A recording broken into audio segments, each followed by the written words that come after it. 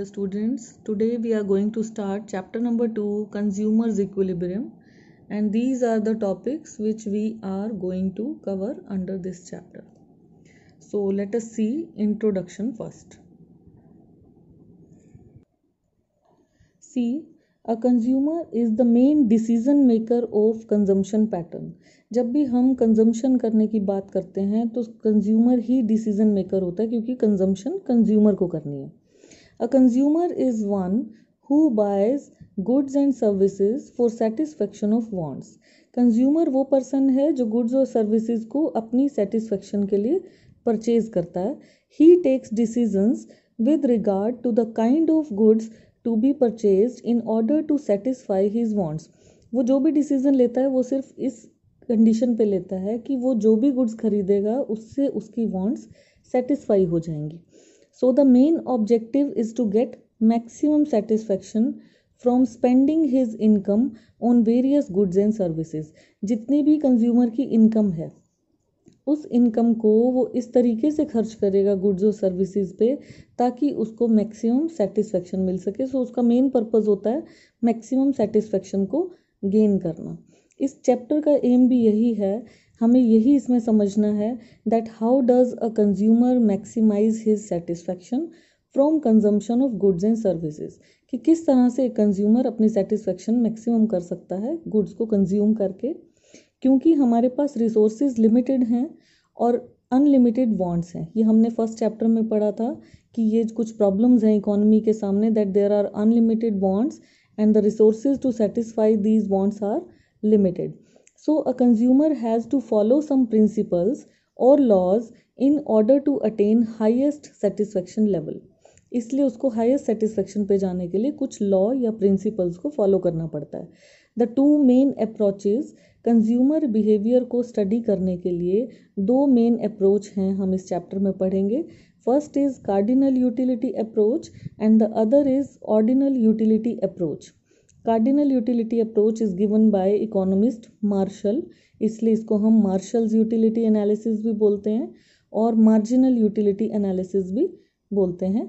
And ordinal utility approach was given by professor J.R. Hicks, so it is called Hicksian analysis और indifference curve analysis. ये terms हम further chapter में read करेंगे, study करेंगे. So first one is cardinal utility approach. ये क्या है? See, people consume different goods and services in order to maximize the satisfaction level.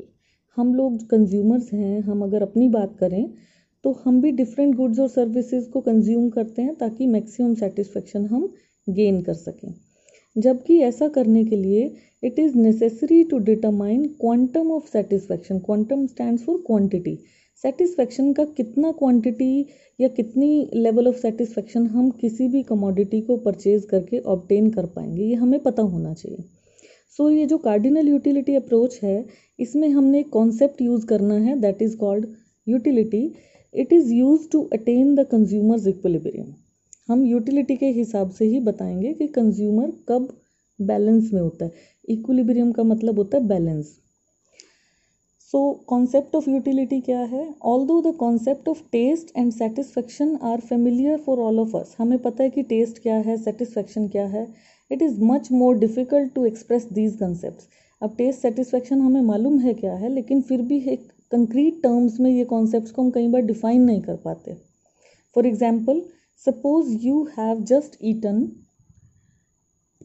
N ice cream and a chocolate. आपने दो चीज़ें अभी अभी खाई, ice cream and chocolate. Can you tell how much you are satisfied from each of these items? क्या आप ये बता सकते हैं कि इन दोनों आइटम से आपको कितना सेटिस्फेक्शन हुआ है? Probably you can tell which item you like more. आप ये बता सकते हैं कि आपको कौन सा आइटम ज़्यादा अच्छा लगा है, but it is very difficult to express how much.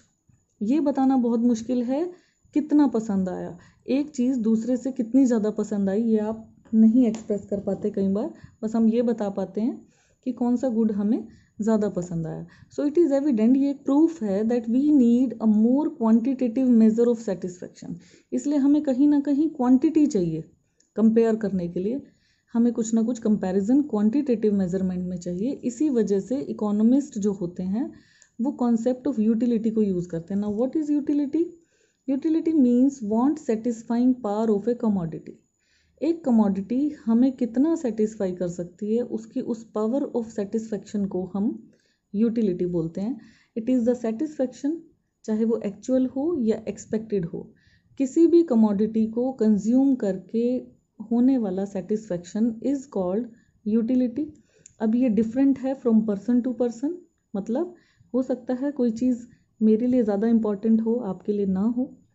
Place to place, एक जगह पर वो चीज़ ज़्यादा ज़रूरी है, दूसरी जगह पर नहीं है, ऐसा भी हो सकता है।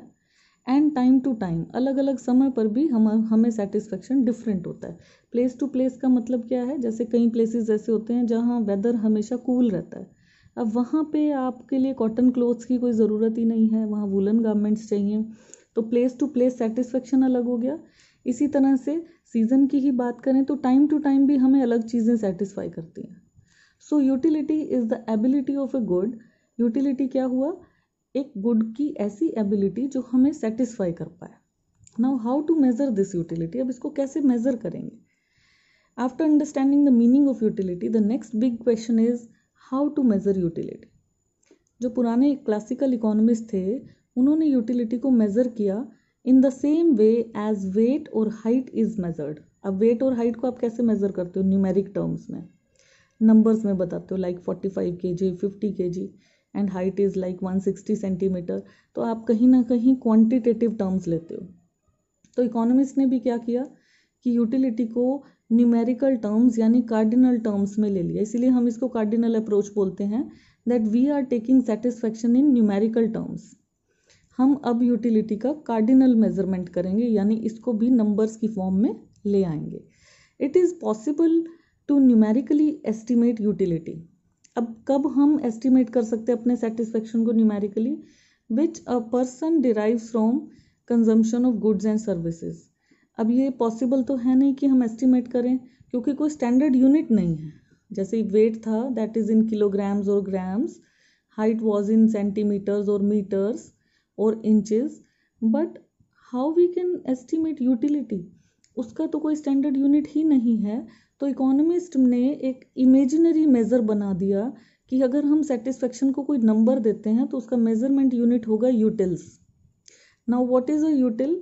It is an imaginary or psychological unit which are used to measure satisfaction obtained from consumption of a certain quantity of commodity.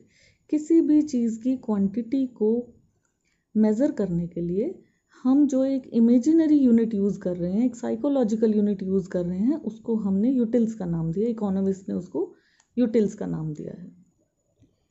देखिए एग्जाम्पल से और क्लियर होगा कि सेटिस्फेक्शन को हम यूटिल्स में कैसे मेज़र कर सकते हैं। अभी हमने बात की थी आइसक्रीम और चॉकलेट की। So suppose you have eaten an ice cream and a chocolate. अब आपने एक इमेजिनरी तौर पे ये सोच लिया कि आइसक्रीम से होने वाला सेटिस्फेक्शन 20 यूटिल्स है। कोई भी नंबर आप एज्यूम कर सकते हैं। Now the question is how many utils be assign to the chocolate. अब दूसरी कमोडिटी को कितने यूटिल्स दिए जाएं? अब ये आपकी कंजम्पशन पे, आपकी पसंद पे डिपेंड करता है। If you like the chocolate less, अगर आपको चॉकलेट कम पसंद आई है तो आपको आइसक्रीम की यूटिल्स से कम नंबर रखना होगा। हाउएवर अगर आपको ज़्यादा पसंद आई है तो आपको 20 से ज़्यादा नंबर रखना होगा। सो सपोज आपने 10 यूटिल्स दे दिए चॉकलेट को, तो कंक्लूजन क्या है इस बात का कि that means you liked ice cream twice as much as you like the chocolate. इससे 2 गुना ज़्यादा आपको आइसक्रीम पसंद आई है, क्योंकि आपने चॉकलेट को कम नंबर ऑफ यूटिल्स दिए हैं और आइसक्रीम को 20 नंबर्स दिए। वन मोर वे, एक और वे है यूटिलिटी को मेज़र करने का। देखिए सेकेंड वे क्या है? Utils can not be taken as a standard unit for measurement. अब यूटिल भी कोई स्टैंडर्ड यूनिट तो है नहीं। मान लो हमने यहाँ 20-10 लिखा, अगर हम 10 स्टूडेंट्स हैं क्लास में, अब हो सकता है कोई इसे 30-20 लिख दे, कोई इसे 50 और 40 इमेजिन कर ले, 120 इमेजिन कर ले। अब ये तो person to person, individual to individual variate हो जाएगा नंबर। तो अब इसका सोल्यूशन क्या निकाला इकोनॉमिस्ट ने? इन्होंने सजेस्ट किया कि यूटिलिटी को हम मनी की टर्म्स में भी मेज़र कर सकते हैं। जैसे इसी एग्जाम्पल को अगर हम कंटिन्यू करें तो सपोज 1 यूटिल दिया गया 1 रुपी को, अगर आपने 1 रुपया खर्च किया तो दैट मीन्स 1 यूटिल का सेटिस्फेक्शन परचेज किया है। अब इसका मतलब यहाँ पे आपने 20 यूटिल्स लिखे थे, 20 रुपीज़ अगर आपने आइसक्रीम पे लगाए हैं तो 20 यूटिल्स हो गए उसका सेटिस्फेक्शन, और चॉकलेट को 10 रुपये खर्च किए हैं तो उसका सेटिस्फेक्शन 10 रुपीज़ हो गया। Now this utility of ₹20 from the ice cream and 10 from the chocolate is termed as value of utility in terms of money. आप मनी की टर्म्स में भी बता सकते हैं कि जिस चीज़ पे आप कम पैसा खर्च करेंगे इसका मतलब आप उससे कम सेटिस्फाइड हैं, जिस चीज़ पे आप ज़्यादा पैसा खर्च करेंगे दैट मीन्स आप उससे ज़्यादा सेटिस्फाइड है। तो सेटिस्फेक्शन को आप ऐसे कंपेयर कर सकते हो। I hope the concept of utility is clear to you all. Revise it, learn it. Thank you. Have a nice day.